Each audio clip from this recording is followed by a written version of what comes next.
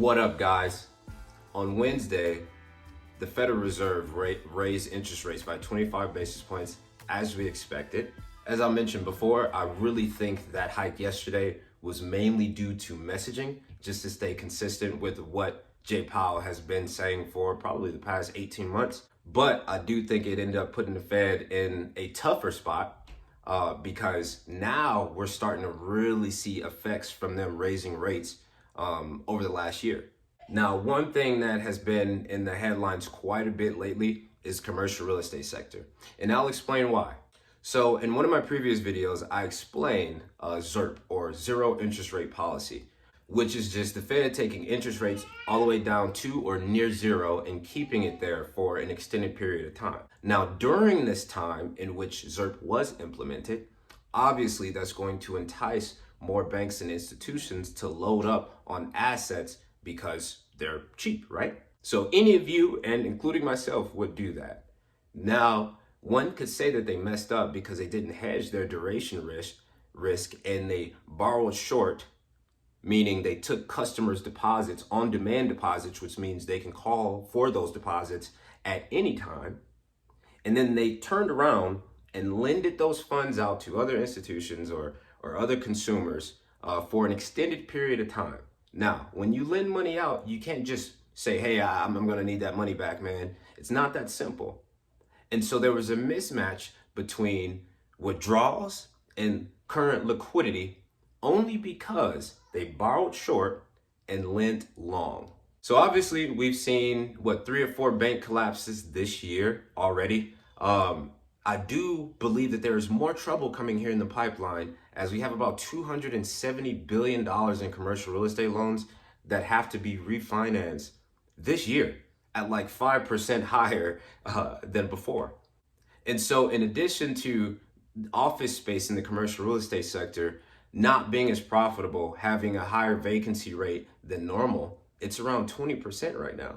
So in addition to that asset class just not performing well, you also have interest rate risk, which I just described. And obviously, guys, if we have a lot of damage in the commercial real estate sector, that will obviously lead to financial instability as well.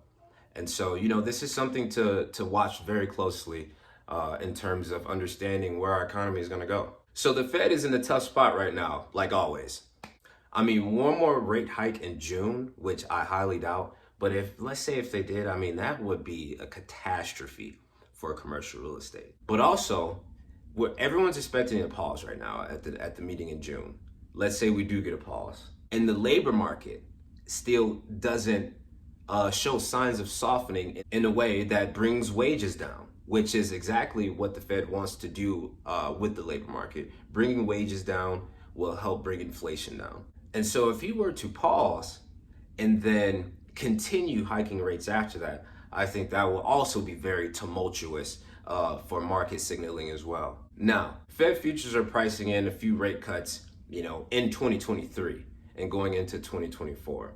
I do think they're extremely wrong in that regard, unless we start to see, 1 or 2 more bank failures, or we see some more damage in the commercial real estate sector, or some other black swan event. Outside of that, we're not getting any cuts in 2023 whatsoever. It just wouldn't make sense.